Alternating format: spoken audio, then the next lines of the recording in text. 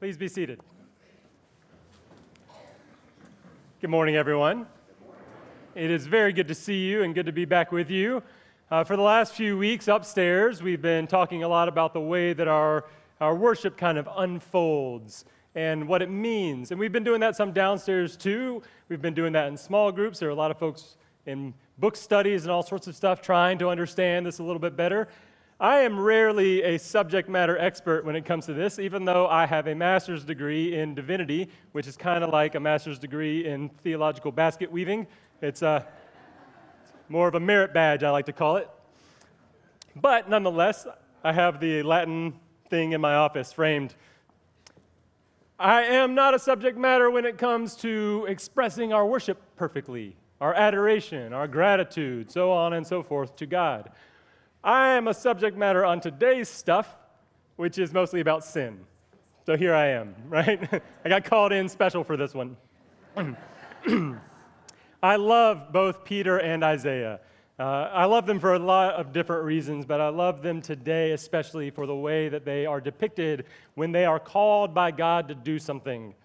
And both of them have their response. Peter's is, "Go away from me, Lord, for I am a sinner." I like Isaiah's even better because it resonates more with my particular kind of sin. "Oh, Lord, I'm a man of unclean lips." That's, if you don't know, sometimes growing up in the South, we can end up with the dirtier mouths, so to speak. Some of y'all are also sailors, so I happen to know you Navy folk. I'm not alone in this one. I'm a man of unclean lips. It's a way of us for us to kind of push away from what God is asking us to do, to say, no, not me, please not me, anybody but me. I'm not worthy of this calling, which I'm also well practiced at saying. I ran away from this calling for a long time. But here's the thing. Both of them are referring back to a notion about sin that I'm not so sure that we understand fully. Actually, I'm pretty sure that we don't understand fully. When we talk about sin, most of the time what I hear people referring back to is either some understanding of maybe the Ten Commandments and violating God's principles, or on the other hand, people will just categorize everything that doesn't seem quite right as sin, and that's not exactly right either. Like when I ask my kid what she's sorry for, sometimes the answers that she gives me are not exactly like, you know what, we got to pull back from that thing that you think is wrong to just the big things, right? So here's what I thought I would do today. I thought I'd bring a prop in, because the biblical concept of sin is related to archery. And I'm guessing that most of you have not fired off an arrow in a long time, if ever, right? You probably don't exactly remember how this works. So I brought my bow and my arrow. I brought one arrow, don't worry. And I will ask Luke here to confirm for everyone, like a magic show, that there is no tip on that arrow. Could you just touch the top of it? Tell everybody that it's not sharp? It's not sharp, right? Will you say it into my cheek? It's not sharp. It's not sharp. All right, thank you very much, sir. So this is a traditional bow, recurve bow. This is something like what they would have used way back in the day. Now in Greek and in Hebrew, one of the major concepts for sin shows up in the word for sin. And the concept is missing the mark. So what I want you to think about. In Hebrew, it's much more clear. In Greek, it's like the third notion down. But in Hebrew, when they say, generally speaking, you've sinned, what they are really saying is, you missed the mark. The idea being that all of us are basically archers, and that our actions are our arrows, and that God has a target for us to hit with them, an end that they are flying toward. And that you and I, from time to time, or maybe virtually always, have a tendency of missing the perfect center of the perfect mark that God has placed out there for us. Well, that's not real surprising, because life, like archery, is really hard. If you imagine you've got this bow, it takes about 40 pounds on this one of force to pull it back, and you've got to hold that in exactly the right spot every single time so that you can get better and better and better at it. You've got to have an arrow that's pretty consistent. This one's made out of carbon fiber. It's pretty consistent. Imagine a couple thousand years ago if you were just carving this thing with your knife or your stone or whatever in your backyard, there's a good chance you're going to have some inconsistencies in the arrow. You got to make sure that everything is lined up just perfectly as you place it against the string. It's got to be at just the right angle. You got to make sure that the fletching here is facing outward so that as it comes across, it doesn't hit something else accidentally. We haven't even gotten, by the way, to holding your feet in the right place, your hips in the right place, your shoulders in the right place, finding the target, sighting down the shaft of your arrow. We haven't gotten into any of the other hard stuff. This is one of the only places I can pull this back, and again, there's like nothing's going to happen here, but just in case somebody's worried, I'm worried. See? And I'm nervous. Y'all quit laughing at me. If only I were, that carrot top comedian, I would have nailed this one, but oh well. I'm going to have to hold on to it much tighter this time. So imagine pulling it back and holding it, and letting it go. Now, you can imagine, if some of you could probably see my arms shaking, but you can imagine I didn't take that much time to make sure my feet were lined up, or my hips were lined up, or my shoulders were lined up. I certainly didn't aim perfectly. And that's the stuff that I can control. I didn't take into account that the air conditioning vent up here is going to be blowing my arrow off course. I've got no idea what the real distance is from here to there, and if you've never done this before, you might not know that the trajectory of your arrow is not a perfect line. It doesn't come right off your bow and go straight to the place that you are sending it. It has a parabolic flight. It moves in air like this, but it also moves in a curve. So if you're close to something, you got to aim a little bit low. If you're far from something, you got to aim high.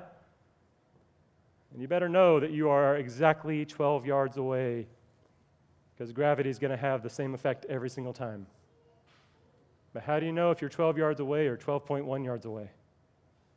What are the chances you are ever going to get it just right?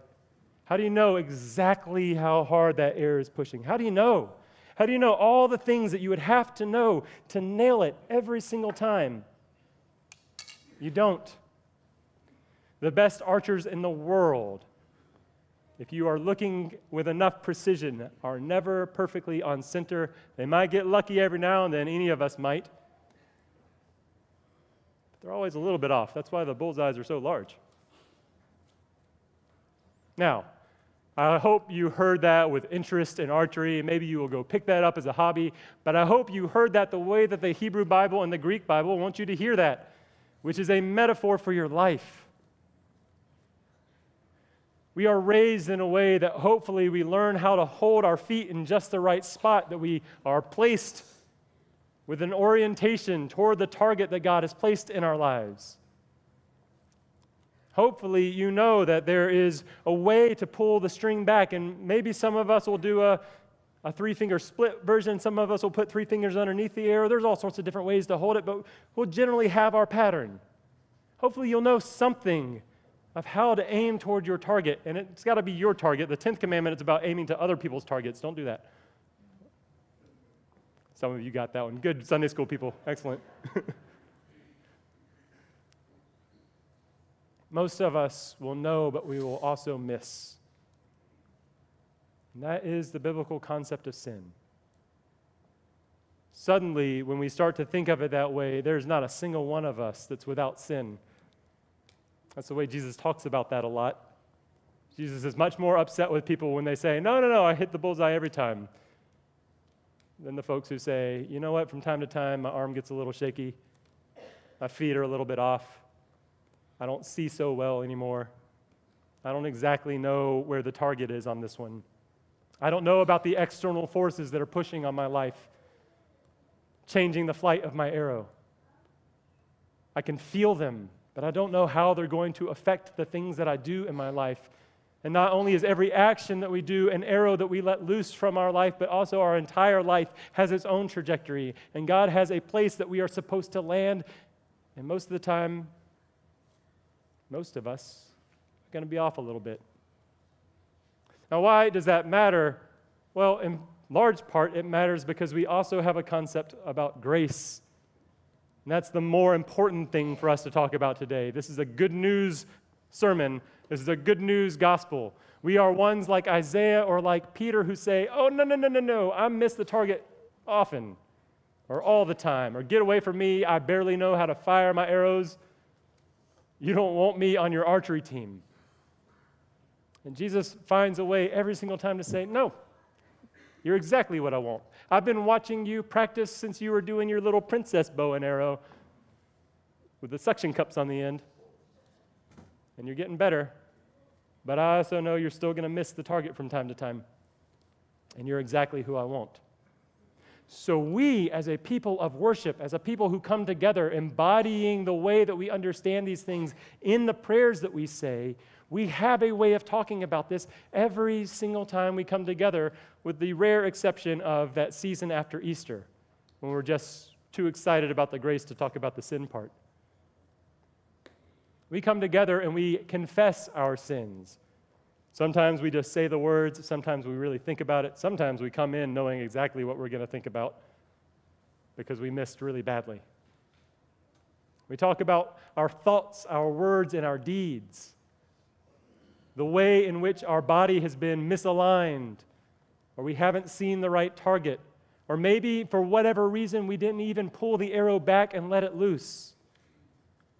Talk about things that were done and things that were left undone. You never hit the target that God's placed before you if you don't let the arrow go. We do that in a way that, if we are thoughtful about it, acknowledges that this is yet another time that we have imperfectly let the thing go. This is another time where we need someone to almost retrieve our arrows for us and bring it back again. And that's exactly what God offers. Another chance, another arrow, another quiver filled with arrows, with chances, with opportunities, with actions, with thoughts, with words, with deeds, with things to do and things not to do. Another chance, another time, another arrow. A little more grace. Knowing that you and I are just as likely to miss the next time, but we still have things to do. We, the priest of this congregation, step forward after we confess our thoughts, words, and deeds, the things done and the things left undone, and we assure you of absolution. The promise that God's got more arrows than you could ever even ask for. And that God is more willing than you can imagine to have some poor archers on his team. We don't say may or might when we say that. We don't make it conditional. We say, you are forgiven, because we have all been forgiven. And we do that specifically because in this moment that you are together, and even more importantly, as we go out of this place, if we're not ready to take the next shot, then there's no way we can possibly do what God has asked us to do. If we are so afraid of our sin that we would rather pack up our bow and our arrow and walk away from it all, there is no way we will ever hit the target that God's asking us to hit as a congregation.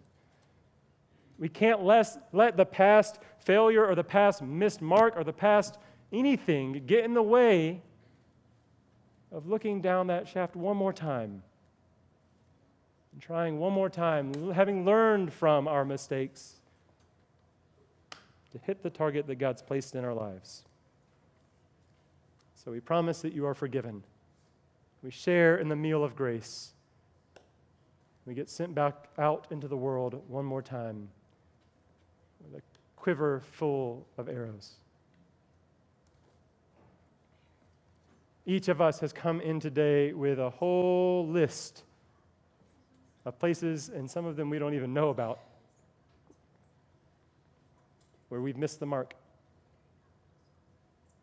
However large your list is, God's list of grace and opportunity is even larger.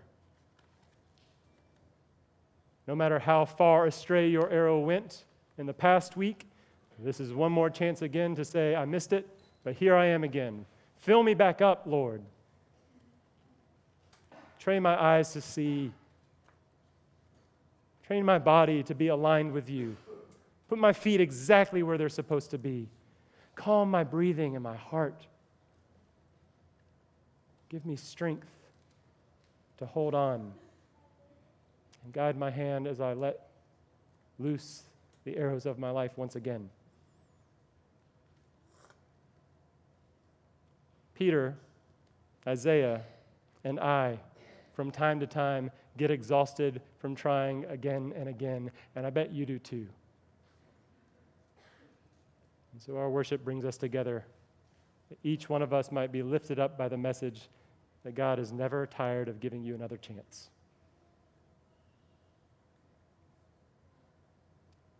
God knows that you will miss. God is never tired of giving you another arrow. So as we gather here in a moment and confess our sins, our thoughts, words, and deeds, and things done and things left undone, know with joy even more that God will give you as many chances as you ask for to go into this world in loving service, to let your heart and your work move toward the place that God is calling you. Amen.